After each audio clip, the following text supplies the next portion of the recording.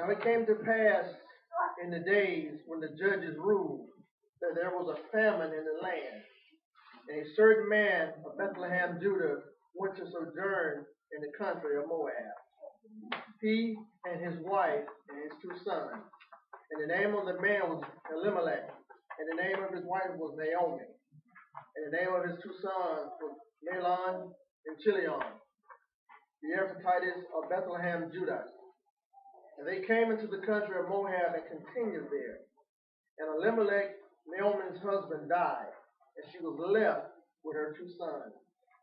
And they took them wives of the women of Moab.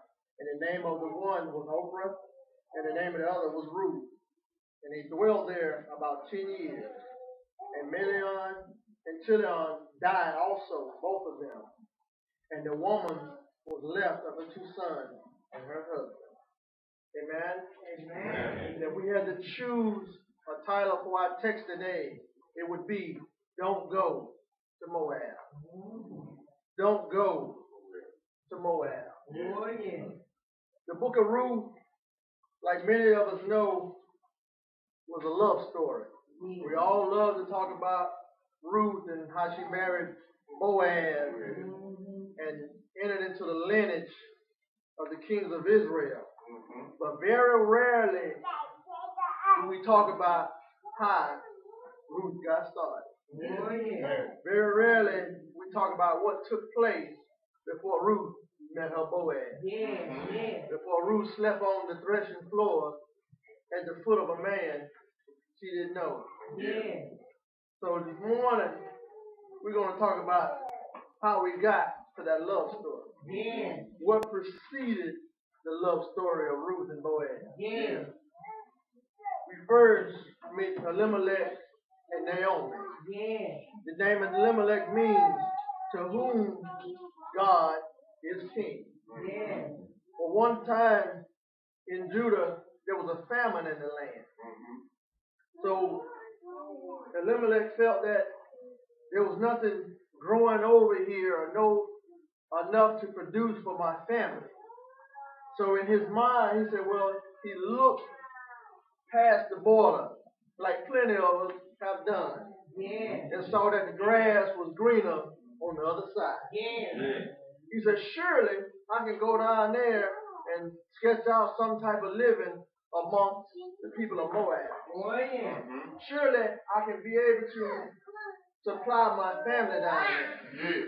Now, Elimelech's name means to whom God is king. So now if God is king on this side, what do you think he is on that side?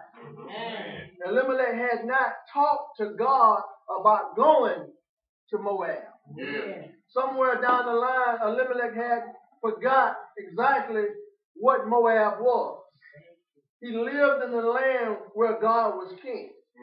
They didn't have kings sitting on the throne. But God was king in Israel. When you think about Moab, Moab represents all that is outside of the will of God. All that is in the rest of the world. If you remember how Moab got started, it started way back in the book of Genesis. After the angels had left Sodom and Gomorrah and told Lot to take your family and leave. Well, in the process of Lot leaving, his wife turned around to see exactly what she was missing. Well, at that time, she turned into a pillar of salt. So now Lot is left with his 2 daughters and himself. So in the mountains outside of Sodom and Gomorrah, let me show you how the thinking of 2 girls transformed. There was such a surely we done left our husbands or our boyfriends back there in Sodom and Gomorrah. So we don't have nothing to continue on. They felt that the end of the road had come. Apparently they thought they was going to die in the mountains of Sodom and Gomorrah. So in their wonderful human minds, in their wonderful worldly minds, he said, well, the older daughter came to the younger daughter and said, well, let's get our father drunk that we may lay with him and have an heir to our family. So the first night, first daughter went in and got dad drunk and had sex with her daddy. So the next night, the youngest sister did the same thing. In time, they both got pregnant. So the son of the first was called Moab. The son of the second was called Abimelech, which is the forerunner of the children of Ammon. And if you know anything about the inhabitants of Moab and the inhabitants of Ammon, they've been a thorn in the side of the children of Israel for thousands of years. So now we arrive at this conclusion. Here's a man who's on the right side of the border, but he looks to the left. And he sees over in Moab green grass and plenty of eating. But in the process of moving, he forgot to look at the history of who Moab was. He was so caught up in the food and in the possessions that he was going to go get that he forgot to check his references. And said Moab represents all that is against God. All that is outside of God.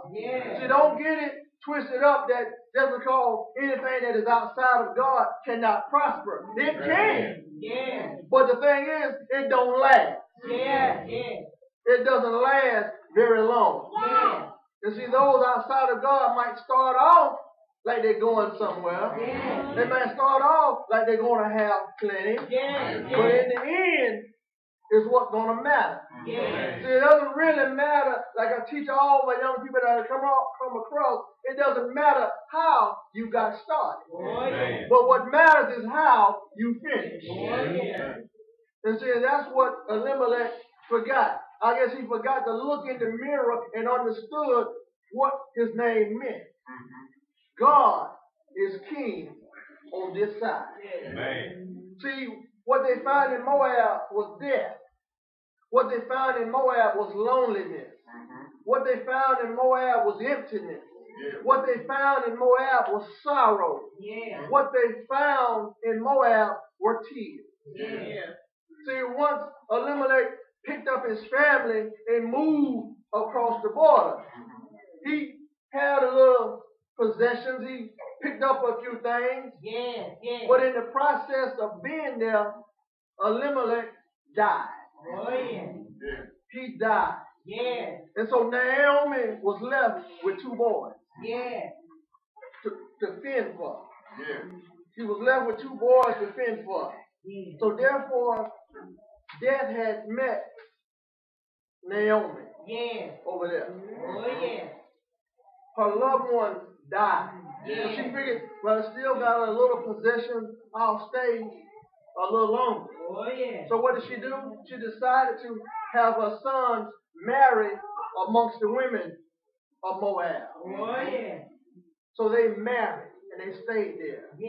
Well, after a while, the son died.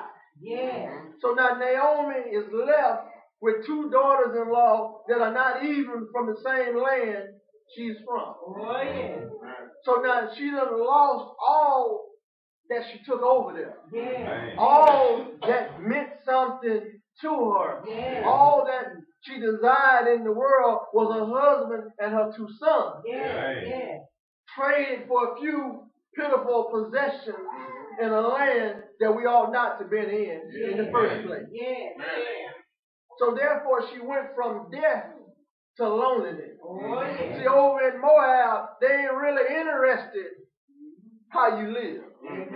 See, over in Moab, everybody is about their own agenda. Over in Moab, everybody's trying to survive the best way that they can.